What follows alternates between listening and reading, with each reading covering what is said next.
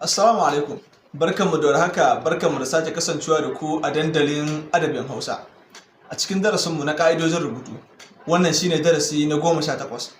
Idan wannan ne farkon zuwanka wannan shafi, za mu so ka danna mana alamar subscribe sannan ka danna ƙararrawa domin samun sabbin shirye-shiryenmu da zarar mun ɗora. Na daga cikin rukunin kalmomin da ba a haɗe su da kalmar da ta zo kafin su ko kuma bayan su a cikin jimla, su ne kalmomin gundarin wakilin suna mai gaba ɗaya, wanda suka haɗar da ni, kai, ke, ku, su, mu, shi da dai sauransu. Misali, ku zo mu tafi. Da kai, da ke, da shi duk za ku yi nasara. Da ni, da ke za mu ci abinci. Haƙƙi wannan kalmomi a cikin rubutu shine a bar su tsaya su kaɗai, ba tare da an haɗa su da kalmomin da suke kafin su ko kuma bacin su ba. Kuna iya aiko mana da tambayoyin ku kuma bayyana mana ra'ayoyinku